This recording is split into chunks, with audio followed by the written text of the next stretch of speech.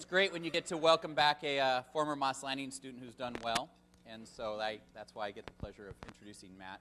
So Dr. Matt Edwards comes to us from San Diego State University, but he actually started his academic career as a gaucho at UC Santa Barbara with a group of us way back when. I didn't actually know Matt when he was at Santa Barbara, but I heard of him all throughout the streets.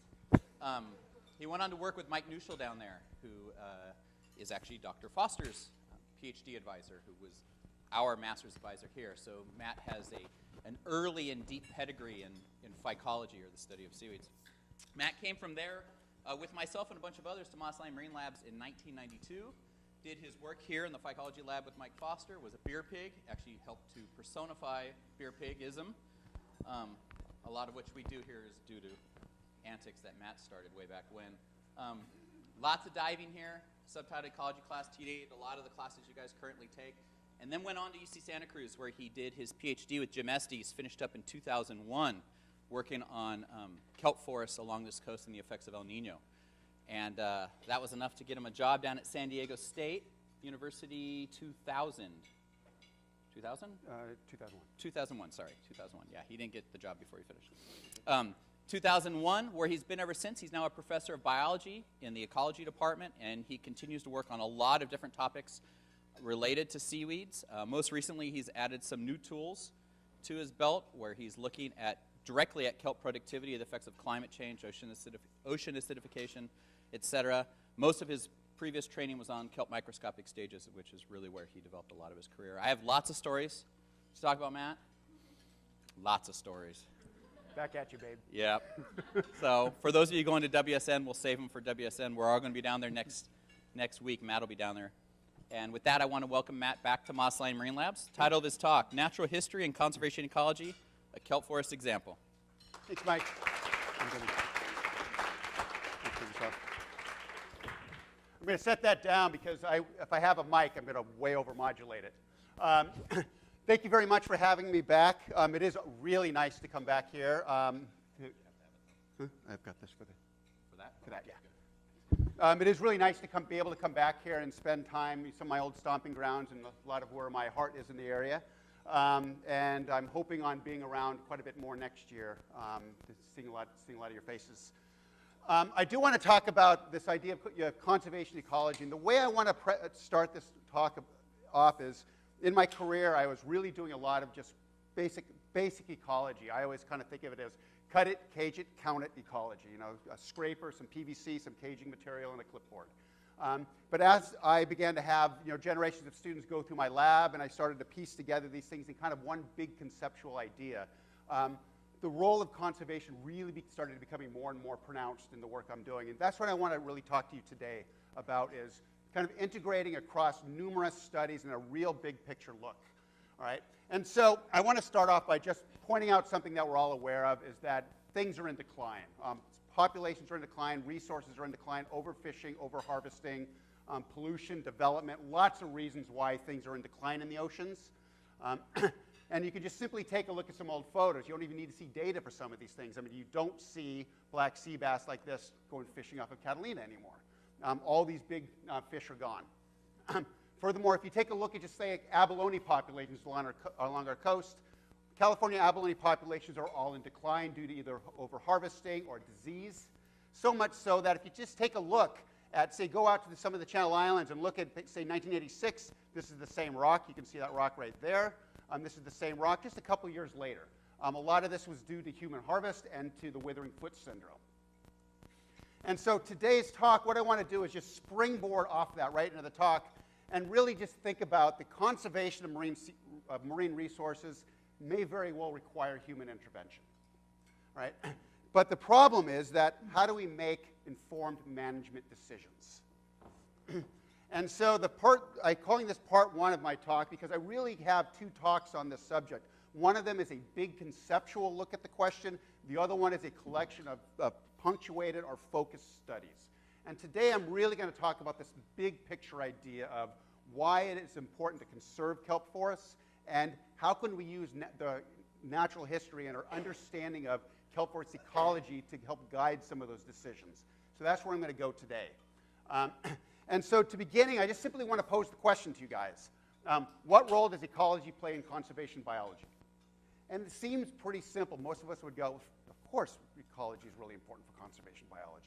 However, when I was in grad school up at Santa Cruz, I was part of a kind of an interdisciplinary group where we read this book, A Method in Ecology by Schrader, Frechette, and McCoy. And if you read the jacket of this book, just flip it over on the back right there, and it says, on a whole, general ecological theory has been unable so far to provide the precise predictions often required to direct sound preservation and conservation. And I kind of went, what? And this did not make sense to me, especially when, if you turn simply, say, to page 287, they say ecology can give us natural history information, rough generalizations, and precise knowledge of particular situations, all of which enable us to exercise precise control over environmental phenomena. So I took this as saying that's bunk. And I'm going to show you today that I fundamentally don't agree with this. And I'm going to show you why today, that I think understanding natural history and understanding the ecology of a resource is paramount to its conservation, particularly to the informed management decisions, right? And so the arena, if that's kind of the players that we're talking about, the general script, the stage at which I'm going to cast this story on is the kelp forests in the Eastern Pacific. And just a couple of things that we probably all understand, particularly here at Moss Landing Marine Labs, that kelp forests are incredibly important economically. We harvest them, we have ecotourism, we have diving, kayaking, we have recreational and sport fisheries. They're also of incredible ecological importance. We know that they're recruitment grounds for all sorts of fish, invertebrates, other algae, marine mammals, and birds. And they're really diverse habitats. So anybody who's been in the kelp forest knows that these things are important. All right? But the question then becomes, well, what happens if we lose them? And so if we lose them, well, there's a couple of different ways we're going to lose them, and I'm going to talk about some of those today. And often this results in these things washing up on the beach and in these huge mats, and they stink and they decay and all sorts of stuff. And by the way, this stuff is really important for subsidizing ecosystems on the beach, too, but that's a whole different story. So I want to give you two examples today of how we can lose kelp forests over really large areas, real destructive events. One of them is going to be a physical forcing, and this is going to be the El Niño Southern Oscillation. The other is going to be a biological forcing in the Pacific Northwest and the Aleutian Islands due to a trophic cascade. And so if we take the first example, and we just look at the role of El Niño Southern Oscillations, and this is where I spent most of my PhD and a number of years following my PhD, and looking at the kelp forests along the west coast of North America, from really Mexico up to about Central California. And if we take a look at the giant kelp distribution along the west coast of North America, and this is the continuous distribution, it really goes from a little north of Santa Cruz down to just south of Asuncion in Baja California Sur. There are other populations to the north, but they're disjointed as you get up into Alaska and so forth and around Washington. However, if we look at the continuous range, it's about 1,450 to 1,500 kilometers. And so I went in to begin this, and I set up a whole bunch of survey sites. And there's really about 100 sites that are divided up along all these locations along the coast, which roughly correspond to Central California, which is about Point Conception northward, the Southern California Bight down to about Punta Banda, and then what I call Baja California. And I went in and I surveyed these sites a couple times a year, and we followed these kelp forests through a period of over 10 years. And one thing that happened during this period is we had this El Niño Southern Oscillation event of 97, 98. And just a real quick pictorial, there's my break from my northern sites where the waters are cool. Here's my middle sites where they're intermediate, and then the southern sites where they're warm. And as the waters warm up, what happens? Well, nutrients go down. This is a really, really well-known fact along the west coast of North America, that temperature and nitrate levels are really nicely inversely correlated to one another. So much so that you can really predict what nitrate level is going to be just knowing the temperature. The take home, however, for this, as far as kelp forests are concerned, is if you look at the red arrows, this is the point at which these waters become basically deplete of nitrate, at least below the level at which giant kelp needs for just sustain and to grow and survive. And so if the water temperatures warm up and they're up above these temperatures too long, the kelp forest will begin to senesce and die. And the other thing that happens with the El Niños are waves, these really intense storms.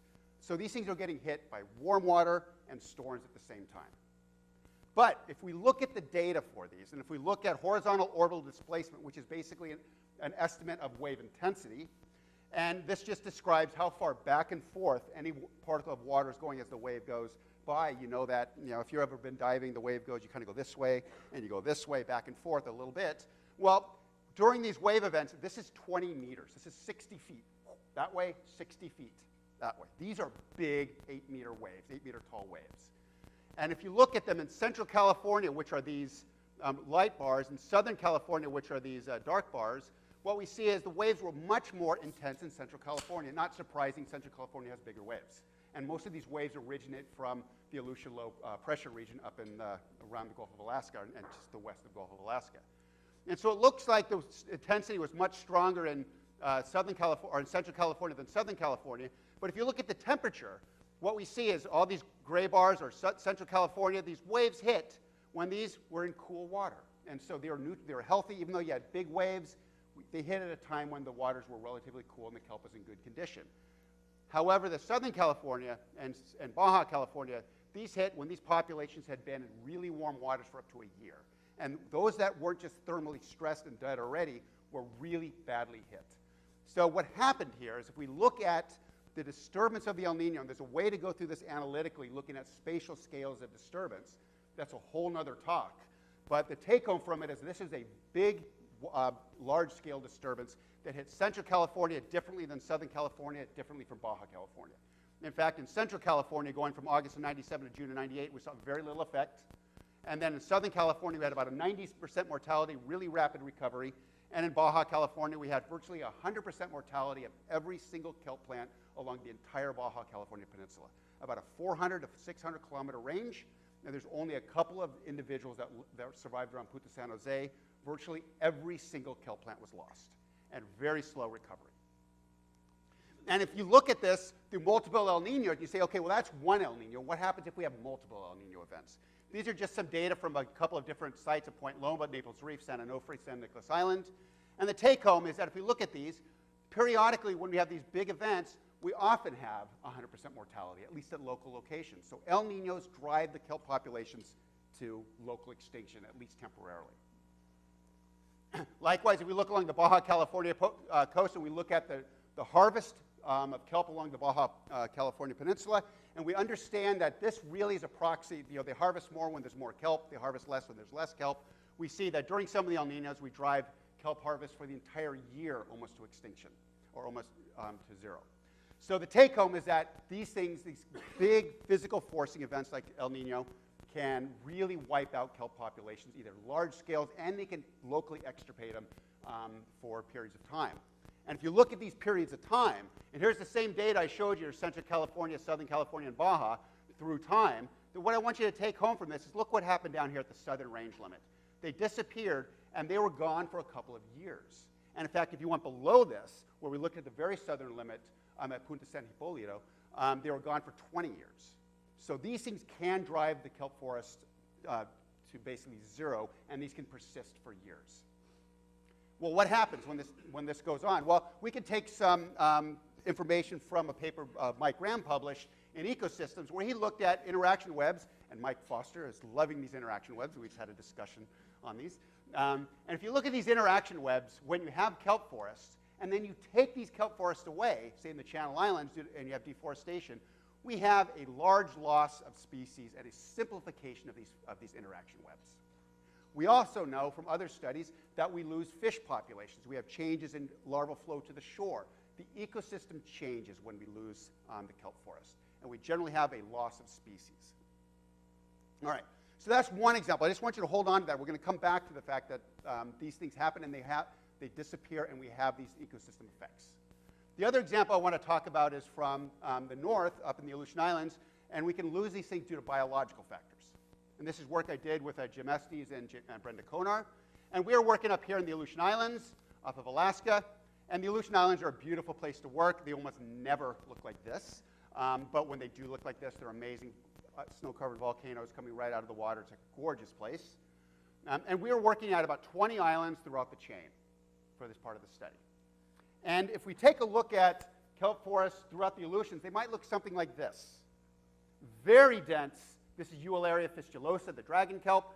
These are a bunch of species of Saccharina and Laminaria. Really, really, really dense forest. Lots of biomass going on. And I'm going to show you, you're going to see a guy right here, Renato Boris Chavez, who is a former graduate student of mine. I'm going to talk about some of his stuff later on. He's collecting kelp here to look at nutritional quality, which I'll come back to later. All right, so this is what a forest might look like before these went away, and nowadays, most of the kelp forests look more like this. And most people are looking at the stellar sea lion. That's Mike Kenner, who's about 6'6". This stellar sea lion, his flippers are bigger than Mike. But once you take your eyes off the sea lion, look at what's going on around here. This huge urchin bearing maybe a couple of Eularia plants. And if we look at this, these urchins are in these densities, incredibly high densities, up to 200 per meter squared. And that's for 1,000 kilometers. And so huge changes in this ecosystem. And this has been attributed due to a change in feeding behavior by killer whales who feed on otters, who feed on urchins, and the urchins feed on kelp. And so we can go out and just ask, okay, go in these barrens and say, how hungry are these urchins? Put out some kelp, you weigh it, and you stop photography, and as soon as these urchins find this, boom, they just mow it down. Really, really, really intense grazing pressure because these things are starving. And so if you look at this data, and this is probably a figure that most of us are now familiar with, it's in lots of textbooks, where if we go from we'll call the older state back in the 70s up to in the late 90s and getting into the 2000s, what we see is we used to have a heavy otter abundance and they crashed. What happened is sea urchin abundance went from low because they were preyed upon. As soon as the otters disappeared, the urchin biomass went up. Grazing intensity, as I just showed you in that video, went up, and kelps were lost. And so this trophic cascade caused a really widespread destruction to the kelp forest and the Aleutians, very much like the El Niño did in Southern California. All right? So then the question I'm posing is, if we do have these situations where kelps can be lost either locally or over very large areas, the question is, what are the larger ecosystem consequences for this? And so just a couple of pieces of information from collaborators who have worked on this stuff in the Aleutians. If we look at things like rock greenling, and we take the orange bars, which are the urchin-dominated no-kelp communities, and the blue ones, which are the otter-dominated, or we have kelps, and we go from 4 different islands from 86 to 2000, where the otters were already hammered the urchins down, and we had very little kelps. What we see is very small changes here. Where we have only a few kelps, we have almost no fish. We have very low abundances of fish. But where we have kelp forests, we have lots of fish. And then when those kelp forests disappear between 86 and 2000, those fish abundances decrease. The take-home is, take away the kelp, you take away the fish. Take away the kelp, and things like it's producing these particulate organic material that's feeding local filter feeders. Barnacle densities drop. Mussel sizes drop, and things like that. So we impact the filter feeders. They're getting smaller. We could also look at things like bald eagle diets, where when we used to have kelp forests and we had otters, they were eating lots of mammals, and then when we took away the otters and the kelp forest disappeared, what happens is they stop preying on mammals. The mammals are out of the system. They eat less fish. The fish are leaving the system, but they start feeding on other things like birds, like eider ducks and things like that. So bald eagles are changing their diets. Glaucous-green golds are changing their diets. They're no longer eating fish because, again, the fish are gone. They're eating lots of urchins because urchin populations have exploded, and they're eating other invertebrates. So the take-home from all this is that we're now seeing changes in the trophic dynamics in the system. And so we can also look at the urchins themselves. And we go, wow, this looks like, you know what we should do? We should go harvest these things. It's great. And if you look at these things, we want their gonads. We can go in and harvest them. The problem is if you look at the gonad size, this is what we're after, and you look at the gonad index, sure, where there's kelp forests and they're eating up, they have nice big gonads, and where the kelp forests are gone, the gonads are smaller. Makes sense. So why don't we just go into the system and begin harvesting where the kelps are? Well, the problem with this is that the gonad index, the size of the gonads, is not the whole story. And one of my former students, Nina Dodge, who worked on this, looked at gonad development in urchins as they relate to feeding. And one thing she found is that gonads may be big, but they occur in different stages of development. You can have a very big gonad that's just not developed well. And we're really after these mature ones, if that's the ones that we're after. Those are the high-quality gonads for the industry. The problem with it is if we look at this and we take these yellow ones, which are the sizes, the gonads that we want to harvest, these are the conditions that we want to harvest. And if you feed these guys a lot, if you feed them in the summer, and this happens to be when we're surveying in the Aleutians, it doesn't matter how often you feed them. You can feed them every single day. They're in low quality. They might be big, but they're poor quality gonads. And if you look at, say, in the spring, even if you only fed them 2 times a week, we have lots of urchins that are in the harvestable quality. So the take-home is these urchins that are up there aren't just a resource to go out and harvest, and that's not how we're going to deal with it. We need a lot more information to know about the stages of development.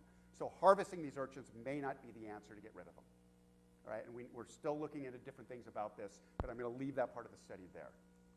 All right, so what I do want to wrap this part of it up, is if we take a look at this kind of simple food chain, killer whales eating otters, eating sea urchins, eating kelp, it sounds great, but really what we have is more of a tangled bank of interaction webs, and lots of things are being affected.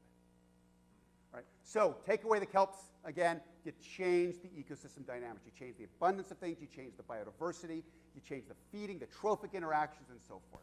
That's pretty clear.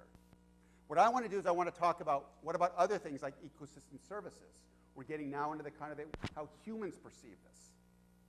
All right, and in particular, I want to talk about atmospheric CO2 for a moment, because one thing we realize is that terrestrial forests are really important in taking up CO2, and they lock that carbon up, and that's one way to mitigate, potentially mitigate for climate change, is to lock that CO2 up. The question is, do marine forests have the same kind of role? So simply going to ask the question, will the widespread losses of kelp impact the North Pacific Ocean's ability to uptake and store carbon? That's something that, as a human society, we are interested in. And so this is just out of a textbook. It's the carbon balance for the global cycle, and what we recognize is that vegetation soils take up more than they respire. So the forests are locking up carbon. We've known that for a long time. We know deforestation in the Amazon. It's probably something we've all thought about since we were kids. That's important to climate change. The question is, what about the marine forest? Loss of the kelps over 1,000 kilometers. Why isn't that similar to harvesting the rainforest over 1,000 kilometers? And so we can take a look at this by simply taking some data from Dan Reed and Mark Brzezinski, and we can look at the standing crop of carbon locked up in these systems. And here's a whole bunch of different kinds of forests: tropical rainforests, seasonal boreal forest, deciduous forest, and so forth. And here are 3 kinds of kelp forests: laminaria, ecology, and macrocystis. And a little lower, but they're on par with the amount of the carbon density of terrestrial forests. The other thing to recognize is that they have a higher net primary production. They're turning over faster. Seaweeds turn over faster than the kelp. So that's not the whole story. A lot of this stuff is being taken up and then passed into the food chain or respired back. But the take-home from all this is that the kelp forests are important for standing crops of locking up that carbon. And if you throw in the benthic turf algae, it gets even much bigger. So if we understand that the kelp forests are important now in drawing down atmospheric CO2 and locking up, I want to follow that for a little bit further here and show you that this is from a whole bunch of different forests throughout the Northeast Pacific. I apologize, I had a map of this, but the map was having trouble with the MacPC formatting when I brought it over, so the map's gone. But what we've got here is a whole bunch of forests at Point Loma in San Diego, Ketchimek Bay in the Gulf of Alaska, and here's a whole bunch of Aleutian Islands that we worked at. And the take-home is that the orange bars, which are outside the forest, these are in the same depths but just not in the forest, the PCO2 is much higher than it is within the forest. It varies from forest to forest. A lot of these guys are up in a very foggy area. There's not a lot of light. The photosynthesis is a little bit lower, so they're not drawing down the carbon quite as fast. But the take-home is we get anywhere from a 4 to 50% reduction in PCO2 within the forest. They are drawing this down out of the water, and they're changing the water chemistry. The only thing we got to realize is, well, that's great for the surface where it's bright, but what about down deep, right? Different light conditions, different photosynthetic rates. Is that the same thing happening down there? Well, the first thing I looked at this was with a colleague of mine, Kwan Young Kim. We simply used pulse amplitude modulated fluorometry to look at electron transport chain in photosystem 2. This is basically light harvesting, if you will, within photosystem 2. And the thing to take home is if we look through different times of the day, starting at 5 a.m. going to 5 p.m., we see that at the bottom where it's dark, we get a little bit of change, but it's really low electron transport rates. It's low rates of photosynthesis, and it's not very variable. As you move to the surface, yeah, you start off in the darkness at the same level, but during the day it ramps up. It's variable, and it's, the electron transport chain is happening much faster at the surface. It's not surprising. That's where the light is. We can go in and look at steady-state photosynthesis. and it should match. And if we look at macrosynthesis near the bottom, and we look at a photosynthesis versus a radiance curve, what we see is as a radiance increases, so does photosynthesis until it saturates and it maxes out. And if you look at the surface, photosynthesis is going to saturate at a much higher radiance, and it's going to have a much higher rate of photosynthesis. It's going to have a much stronger drawdown of carbon in the surface waters. So if we do that, we can realize that, well, that sometimes we're going to have certain things below this zero line. We have net respiration. That is a net production of CO2. These things may be photosynthetic organisms, but they're still respiring. And above this zero mark is where we have net photosynthesis. Photosynthesis is simply stronger or has a greater magnitude than respiration, and you get a net drawdown of carbon. And what this means is that there's going to be irradiances down here, like at the bottom, where we have net respiration going, and irradiances, say, at this level and above, where we have net photosynthesis. So whether these things are drawing down carbon or producing carbon should be dependent upon light, which should be dependent upon depth. And in fact, we can go in and do some simple bottle experiments, and we can hang bottles of kelps at different heights. We can have controls just to see what's happening about bottle effects. We can go in, and one thing we see is we can do timed incubations. We can do this at the surface and bottom, and we can measure total inorganic carbon uptake or production. And the data from this are pretty clear. If we look at net carbon uptake, at the surface, we have net photosynthesis, a net drawdown of carbon. If we go down to the bottom, we actually have net respiration. These things are actually producing more carbon than they're taking up. Respiration is exceeding photosynthesis. Why is this important to the story? I'm telling you, because if we go in and we look at now the carbon balancer in the water, the thing I just showed you about kelp forests being important in taking up CO2 isn't that clear. It's a little bit more complicated than that. And in fact, if you look at the surface versus the bottom, we see at the surface where it's photosynthesizing a lot, CO2 is drawn down, more so than at the bottom. And that's consistent upon lots and lots and lots of forests. So the CO2, the drawdown of carbon, really depends on depth. It's high at the surface, and they're actually producing some carbon at the bottom. Can I ask, though, does it also depend on understory? Yes, it does, and I have a whole talk on physiology, but yes, it does. Understory is very important to this also. But these are just kelp's data. Yeah, this is not, this is integrated, so this will integrate that understory respiration. Yes. And so what we see is, if we look at the surface and bottom, we see differences. But if we go in and we say, all right, well, let's now integrate the depth and this inside-outside, the forest thing. Let's take these two pieces of the puzzle and put them together. And what we see is, say, at the Point Loma kelp forest, if we look at, again, PCO2, which is partial pressure of CO2, we see the surface is much lower than the midwater or bottom. Why? Because the surface is just drawing down carbon. But also, inside the forest, it's drawing it down than just about 100 meters outside the forest more strongly. Photosynthesis within the forest is drawing it down. Look what happens at the bottom. Overall, photosynthesis is lower. Overall, respiration is higher. So PCO2 is much higher, but it reverses. Within the forest, where you have a lot more biomass, a lot more things, they're respiring more. So this pattern reverses itself. So when we start talking about, well, are kelp forests important to the carbon budgets? Yes, but it's much, much more complicated than that. And this is going to take a lot of experimentation, a lot of chamber experiments on the benthos in the midwater to really begin to unravel this as you look at this through the year. Right? But I just want to take that to leave you with the idea that these kelp forests are important to carbon budgets, but it is somewhat of a complicated story. All right. So we can take this up to Ketchimek Bay. This is one of my study sites in the Gulf of Alaska. It's a beautiful place to work. We can go up there and dive. For those of you who do your diving here, you probably haven't, you may or may not have experienced this. Some of these people, are not from Alaska. Some of these people grew up in Alaska. They're really easy to tell. But these are the conditions. This is, by the way, the dive class I'm helping Brenda Konar teach.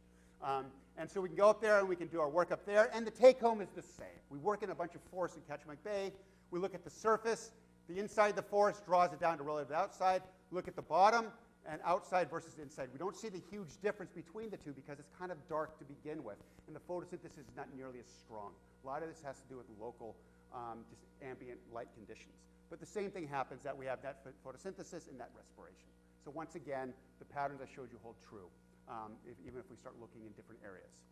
So to wrap this part of it up, we can then begin to look at the whole carbon balance. And this is some work done with Chris Wilmers, where we look at, if we take a look at the whole carbon density throughout the North Pacific, in areas with kelp forest versus areas without kelp forest, what we see is the carbon density is about 1% of what it is inside the kelp forest.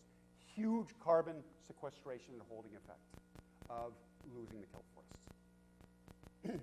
Okay, so the take home from all this is loss of the kelp forest. We see things like reduced biodiversity. We see things like changes in trophic dynamics and energy flow. We see things like loss of ecosystem services.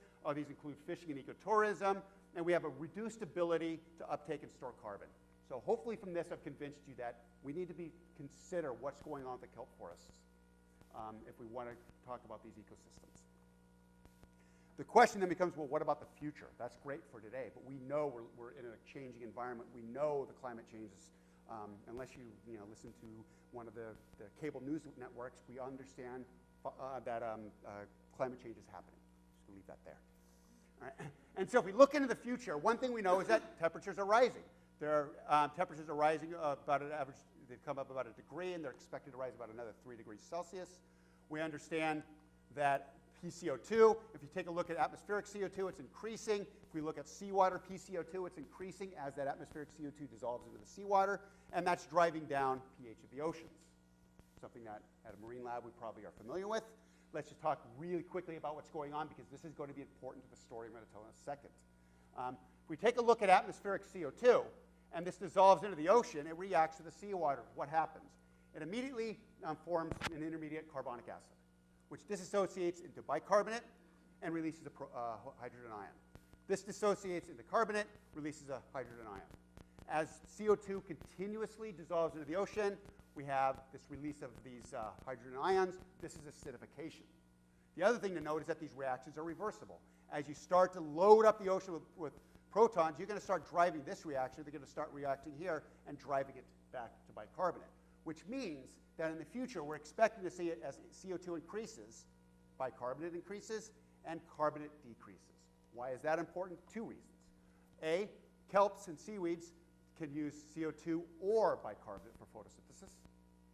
The other thing is that as carbonate decreases, well, all these things like corals and all these calcifiers that are being impacted by the acidity of the oceans dissolving them, as carbonate becomes less and less abundant, the ocean becomes more energetically expensive to sequester it and to build your calcium carbonate shells. And so they're having a problem even building new shells. So this, combined with this, is a huge important for calcifiers like corals. But I want to focus on this idea that as CO2 goes up, bicarbonate goes up. And this is important because if you go into the ocean, about 90% of all the carbon, the CO2 that dissolves in the ocean ends up here. Very little of it ends up as CO2. So diffuse CO2 is not that abundant in the ocean relative to something like bicarbonate. And so we can begin to look at the effects of these changes by going in, and we did some experiments in my lab working with one of my former students who just finished, Matt Brown, and we set up a series of experiments where we set up a bunch of 100-gallon holding tanks, and we had one of these at present-day conditions, which is about 12 degrees and about 500 microatmospheres of CO2. This is for what's going on in the kelp forest. It's about 400 in the atmosphere, but when you add in and you integrate within the kelp forest, 500 is a good mean. We can elevate the temperature about 3 degrees. We can elevate the CO2 by about 1,000 microatmospheres, or we can elevate them both. These are the extreme IPCC predictions. But if we take a look at this, and we can then take kelps and grow them under these conditions and look at what's going to happen. The question is, what we're seeing today is the whole thing is, in 100 years from now, are we going to have the same ecology, the same natural history of these forests that we have today? And just to show you what we did, this is the mesocosm conditions. Here's our 2 elevated PCO2 treatments. Here's our 2 present-day conditions. We were able to hold these things very nicely using peristaltic pumps and a mixing model that I'm more than happy to talk about how we set this stuff up. But really nice delineation between our PCO2 treatments. Temperatures were held constant by thermistors hooked up to chillers or heaters, and we checked nutrients and things like that, and we kept them stable. So we really were able to isolate these 2 factors of interest. Now, this is what it looks like in the lab. We have all the kelps growing in our mesocosms. And if we go in and we simply look at what I call the physiological response, this is photosynthesis, and here we're measuring this by net carbon uptake. And what we see is that under the future conditions, we have increased photosynthesis, carbon fertilization going on. If we have current conditions, which is present day, versus just elevate the CO2, not much difference. The difference between the green and the black is simply temperature, and what's happening is temperature goes up, enzymatic activity goes up, metabolic rates go up, and so that's why we believe that they're able to take advantage of these, the PCO2 here, but not here. And if you just raise temperature, that's pretty bad for kelps. We've known that for a while. They do the poorest. So, a couple pictures here. This is what these things look like under current conditions by the end of the experiment. Elevate the CO2. They're about the same size. There's a little bit of bleaching going on from the acidity, but they're actually behaving pretty similarly. Elevate the temperature, everything starts to crash, and elevate them together, and these things grow so big that they actually we actually started having bottle effects, if you will, within our chambers. And so it certainly looks physiologically that kelps may do better in the future. And in fact, if you look at growth, in the future, they actually grow the best. The present day versus elevated CO2 conditions follows the other thing. There's not much of a difference there. And elevated temperature, they grew the worst. So if we just take a look at the endpoints, there are actually significant differences in growth. So the take-home that Matt presented from this was that kelps may do great in the future. Well, the problem with that is, no, not so fast. There's a couple other things going on, storms, grazing, and things like that, which we're going to get into here in a second. All right, so why do we think that the kelps are doing better under these conditions? Well, if I told you, as I told you a moment ago, that bicarbonate is increasing, CO2 is increasing, and kelps can use either bicarbonate or CO2 for photosynthesis, we can begin to look at, well, what's the relative difference in the use of CO2 versus bicarbonate? This is going to help us to understand why they're responding. I'll explain this in a second. The way we do this kind of a study is we put a piece of kelp in the dark, and we measure respiration. We then turn the lights on, and we measure photosynthesis. And this is going to be photosynthesis based on both bicarbonate and CO2 uptake. We can then inhibit bicarbonate use, like inhibit the enzyme carbonic anhydrase, which is what converts bicarbonate to CO2, so it can be transported to the site of rubisco in photosynthesis. What we can do is we can shut that off by using an inhibitor called acetazolamide, and then we can look at how photosynthesis changes following that. And what we see is a decrease in the slope, or a decrease in oxygen production, or a decrease in photosynthetic rate. And then we measure respiration at the end, and what we're looking for to make sure that there's no drift going on here. That you want to make sure that they're respiring the same at the beginning and the end to make sure that the curves here and the curves here really are doing what you want them to do. But the take-home is that if these things were only using CO2 and not bicarbonate, we should have seen, after the acetazolamide, we should have seen no change in the photosynthetic rate. The difference between these slopes gives us an indication of how much bicarbonate usage is going on. And so if you look at some work from Matt, these are the process of using bicarbonate and concentrating at the site of rubisco are called carbon concentrating mechanisms. And we can look at this, take this method of comparing these slopes, and we can look at carbonic anhydrase inhibition. And the take-home here is that high values are really things that are relying heavily on bicarbonate. Low values, they're relying on CO2. And what we see is that under low light conditions, say 20 micromoles of light, about the bottom of a kelp forest, what we see is that where you elevate the CO2, the black bars and the blue, which is where you're, where you keep CO2 constant, forgive me, there's not a lot of diffuse CO2 in the water, the black bars and the blue bars, and they have to convert bicarbonate to CO2. If you elevate the CO2, and a lot of that becomes bicarbonate, but there's now more diffuse CO2 in the water, they actually don't use as much bicarbonate for photosynthesis, and that's the green bars and the red bars where we've elevated PCO2 to 1,500 microatmospheres. This is important because it's energetically expensive to use carbonic anhydrase. You can use that energy and save that energy and use it for growth, right? So these things may actually do better in the future. So when CO2 is increased, it downregulates carbonic anhydrase and relies more on CO2 for photosynthesis. If we do the same thing under highlight, say something near the surface, everything changes. That overall photosynthetic rates go up, overall need for carbon goes up, and things change. So you can see everything is ramped up. Now there's not enough CO2 in the water, even under future conditions, to support this elevated carbon need. And everybody uses bicarbonate.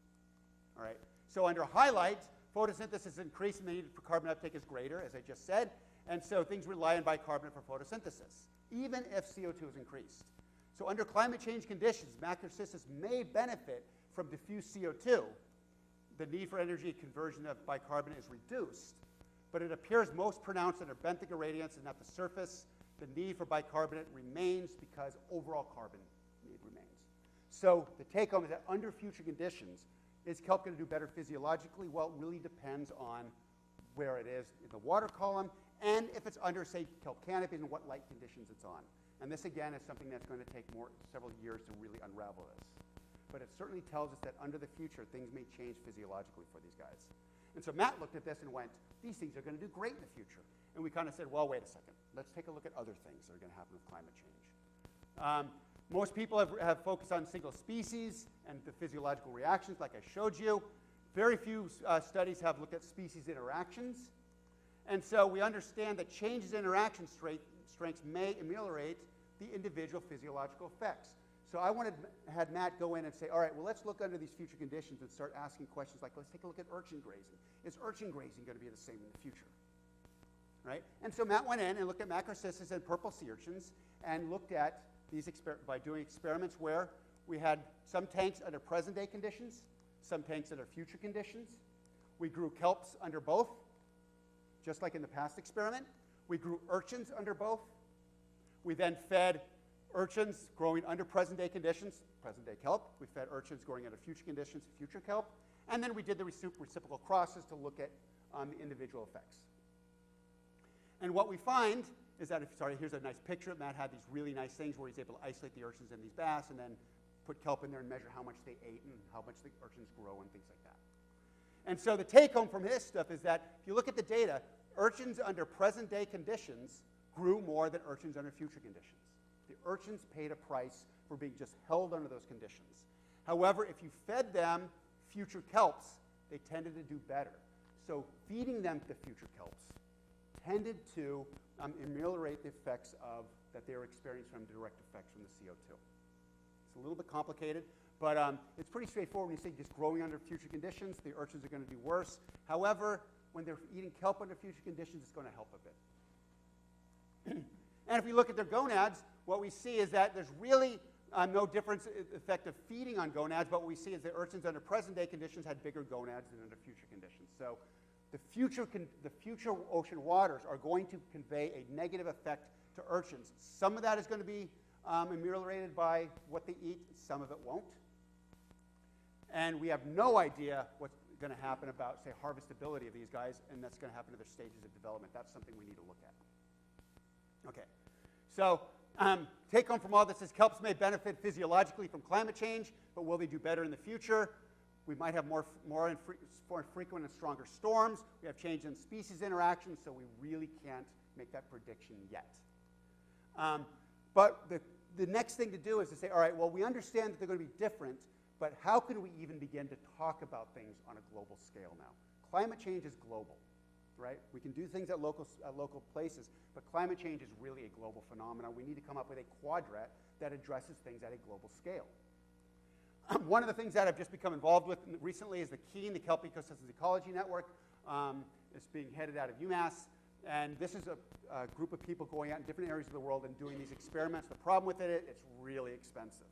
We need to come up with a better way of doing this that's cheaper and easier. And so one thing we can do is we can rely on kelp canopies. And we can look at, say, this is the kelp canopy at Punta Eugenia in Baja California Sur. We can look at a Eularia fistulosa canopy in the Aleutian Islands. And we can use kelp canopy location to start talking about latitudinal range and abundance, the size of the forests, and things like that. And this is easily done with remote sensing. And here we're using the Landsat 7 satellites. This is a project I was funded by NASA with. We went up and down the coast and down in South America and looked at the photographs that the satellites were taken and ground truthed them by in situ surveys and mapping of the kelp forests. And the Landsat has nice coverage globally. The images are taken already, so they're almost free to get. We had to buy them back then, but now they're becoming cheaper and cheaper. It's a really cost-effective way of doing this. And this is what satellite images look like. This is Point Loma and the Point Loma kelp forest. This is the La Jolla kelp forest. The satellites show up the kelp forests show up really nicely. If we look at, say, infrared photos done by flyovers, airplane flyovers, which has been the way we've been doing this for decades, we know this is really good for mapping kelps. and you look at ETM7, the Enhanced Thematic Mapping Satellite 7, what you see is even the small shapes, even this little bed there and that little bed there, this little piece right there, that little piece right there, and they show up nicely. It's a really nice way of doing this. And the beauty of this is you can make a continental scale map of the kelp forest like that. And here's the Baja California Peninsula showing the locations of the kelp forest. Now we can look at, boy, I don't have to drive up and down the coast and flip boats through the surf anymore, right? When I do this, I can just take pictures of satellites and kind of get the same story I showed you before. Really nice way of doing this. We can look at this in South America, too. And what we see is that most of the kelp forests are down in the fjords, and very few sparse kelp forests up in Peru and Chile. I'm going to come back to that in just a minute. So when we talk about this, we now have a tool to go in and start looking into the future of what's happening with kelp and beginning to map them. If conservation of kelp forests is important, we now have a global tool. All right? And I want to kind of transition to the ending parts of this talk here. We're going to talk about harvesting the kelp itself, because the kelp itself is a resource. Right? And so now we can map them, but let's talk about going in. We do harvest these things. We harvest them for things like alginates, for pharmaceuticals. We can think about the Fukushima Daiichi power plant. People going, what? Well, we understand that there was a meltdown, radioactive material going in. And one thing you might say is take a pill. When I was growing up, with nuclear fallout, they're always saying, take a pill. And I was always going, how does a pill help you with a nuclear fallout? What it actually does is it contains iodine-127, which is a light form. It takes it up, it's taken up by your thyroid, and it saturates your thyroid, and it prevents the take-up of heavier radioactive elements. And so it's important for this. It's also important for abalone aquaculture. And so kelp harvesting has been a huge industry on our coast worldwide. And you can look at the effects of, let's say, this is the graph from Baja California showing the depressions during the El Niños. And these things are worth millions of dollars. We have big industrial harvesting going on for the canopies. And in California, we had done this for decades. We used to have in San Diego ISP Alginates, which is Kelco, which is now relocated, but a big harvester along our coast.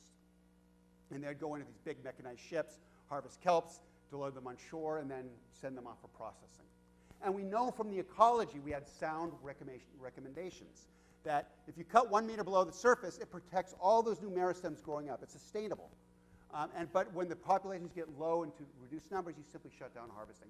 Take a natural history approach to help us guide harvest practices. That worked really well, actually, for California, and it was an incredibly sustainable industry. But what about Chile? Chile, we only have a few very small beds. In fact, if you look at this one here at Algarrobo, and you go down there, this is a typical Chilean bed. It's right in on shore, and it's very small. The resource is in serious decline. And if you look at natural harvesting, they don't actually go in mechanistically. You can't get a boat in here. So what they do is they typically go down with an axe, they cut it, or they collect it from the shore, they package it up for drying, they then throw it on trucks, and they ship it off for processing. The question becomes, can we develop a sustainable harvesting method for Chile? We can't do it the way we did in California because it's a totally different kind of ecosystem. They're shallow, they're small.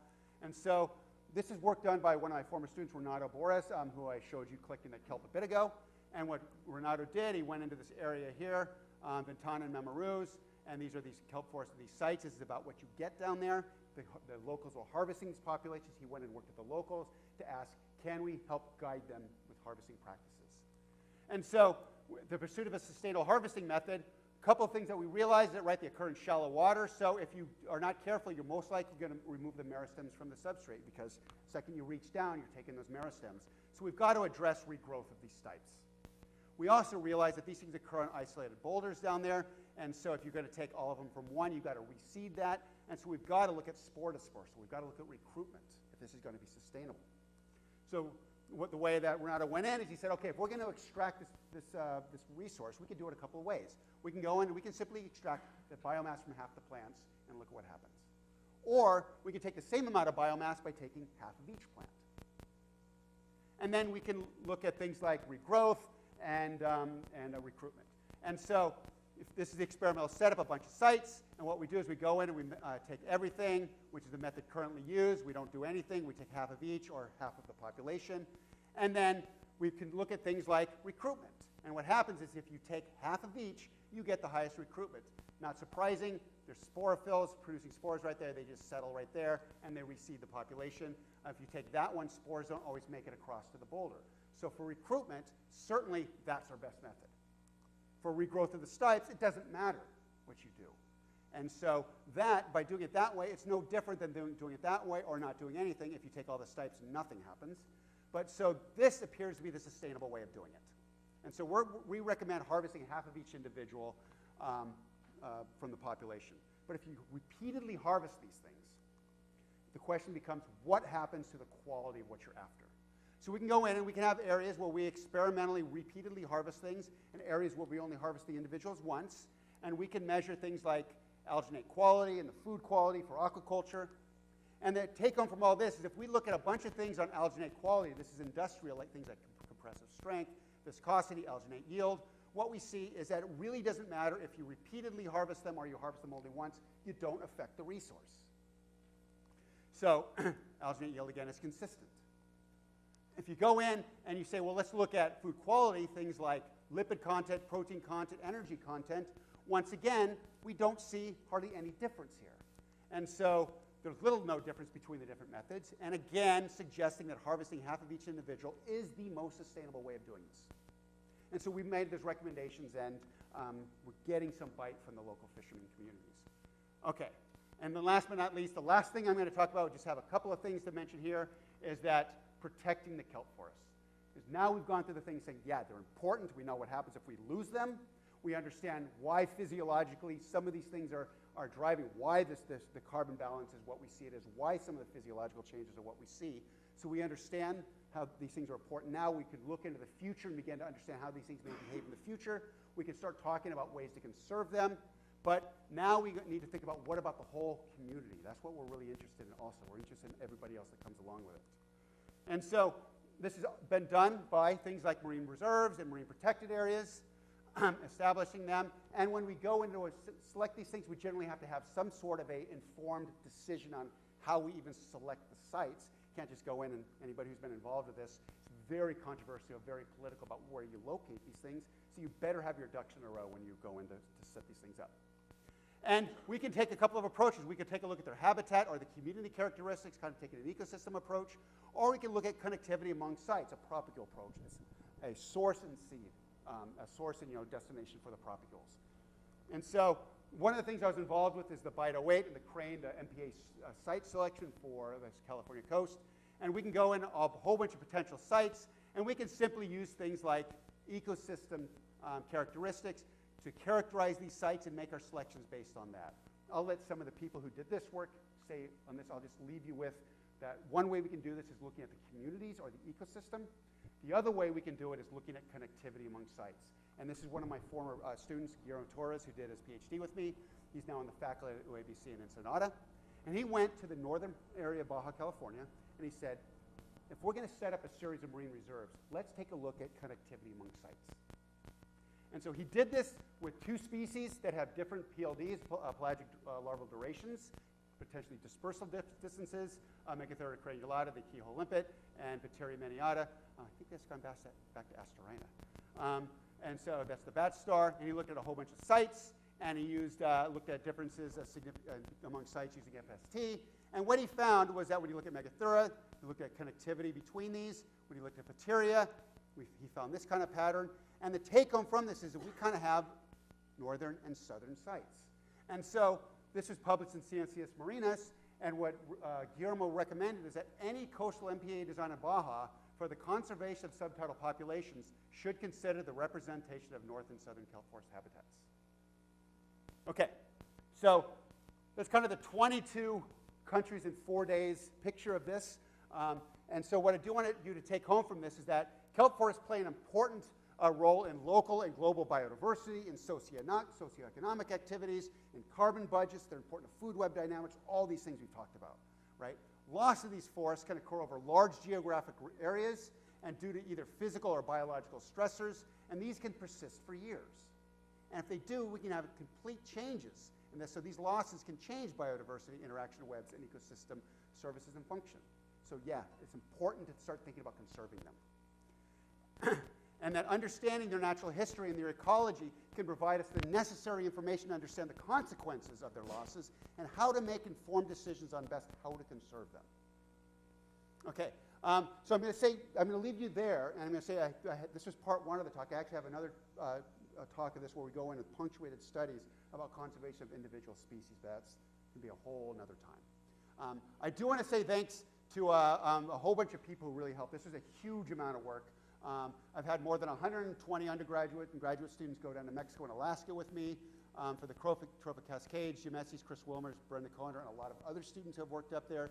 For the MPA design, Todd Anderson, Mark Carr, the Crane folks, and the Bido 8 team, and my former student Guillermo. For the kelp harvesting, Renato Borres and Julio Vasquez, and Gustavo Hernandez in Mexico. Gustavo spent some time here a few years ago working with Mike. Gustavo was the one that did all of our analysis of the kelps in La Paz. For the kelp photosynthesis work, Kwan Young Kim, Matt Brown, and Priya Shukla. And then for the satellite remote sensing, Larry Dicer and my student Paul Matson, who bopped around Peru and Chile with me for a while. And so from that, I'm going to leave it here and say thank you very much. And I hope I've convinced you that kelp forests are important to start thinking about conserving, and that unless we know something about where they are right now and where they're going in the future, we're shooting blind. And I'll leave it there.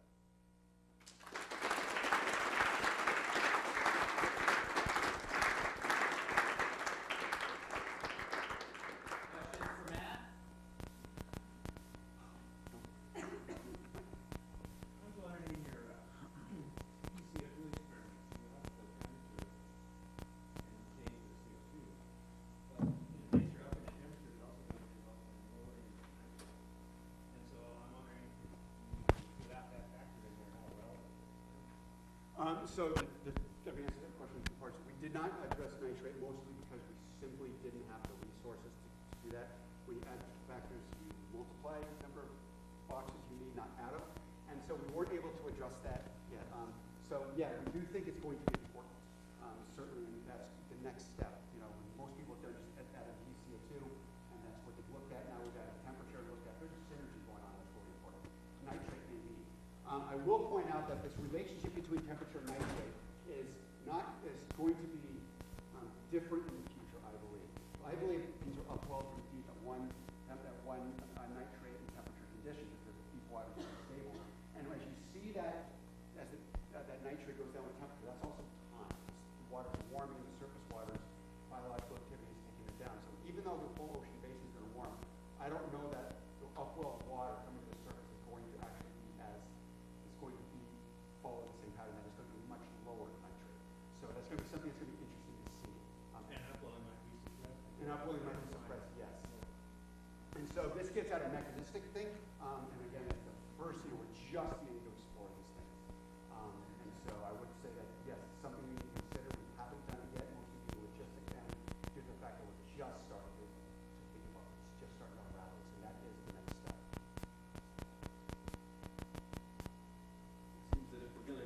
Bring back kelp forests, we got to get rid of killer whales or get rid of urchins. And logistically, neither seems very likely, unless even the poor gonad is still worth something. The poor gonad is worth something. These things are hugely supported by subsidies. So even though when you go, you take the water super clear, you can see the bottom as you're driving along.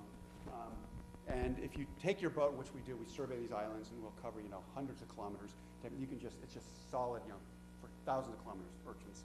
And so there's not a lot of food in the water, but if you look at the very shallow fringing reefs around the islands where there's hydrodynamic forces that are keeping the urchins at bay, we also have eider ducks, which feed on the urchins, which can feed in the top 2 meters of water. And so they're keeping the urchins down in that very shallow. So those kelp forests look like there's enough subsidies from those and from these isolated kelp plants that are on these tops of boulders and things, which the acceleration as the orbitals pass over the boulders are enough to keep them at bay. That these subsidies are enough to allow these things to have enough gonads, at least the gonad index. We don't know about the developmental stage, about how fertile these gonads are.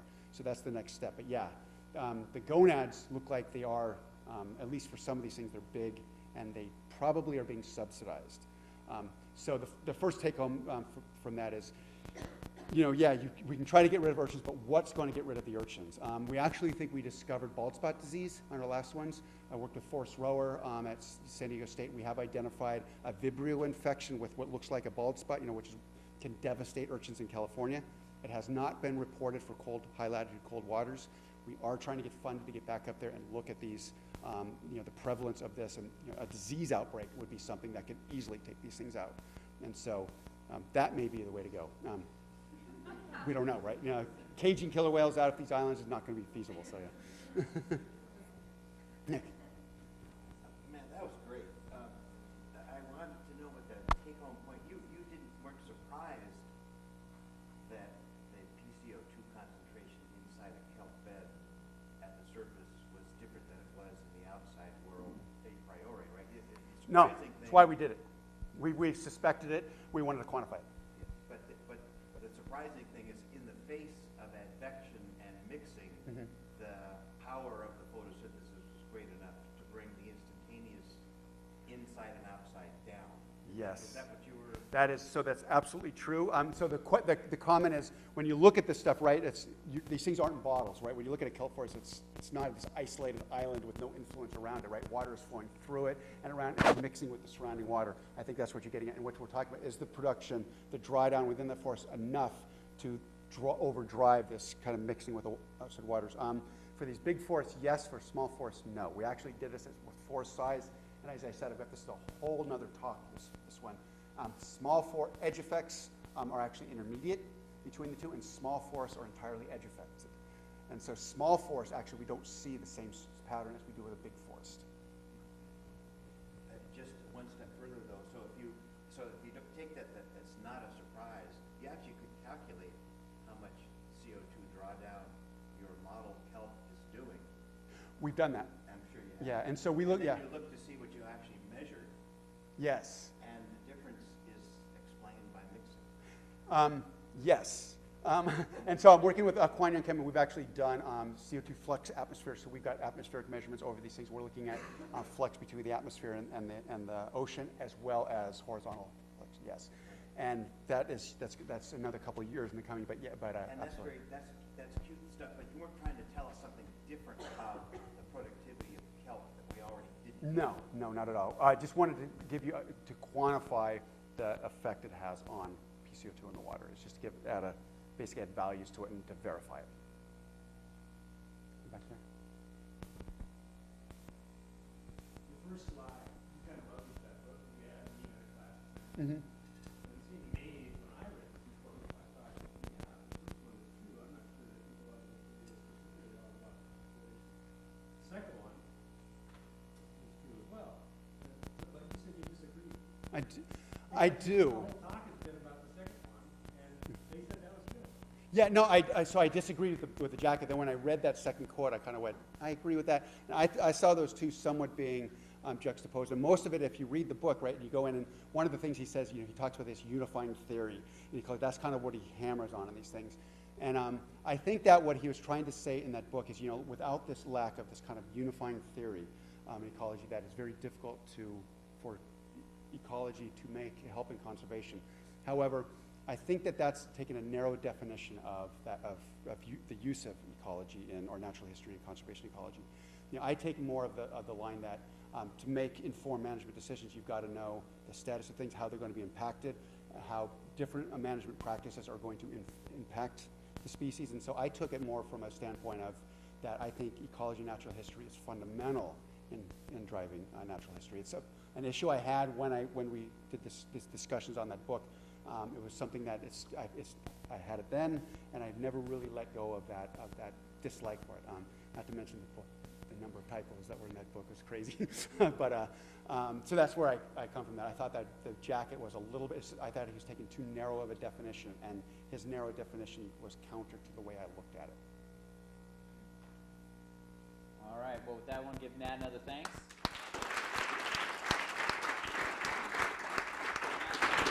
Matt will be visiting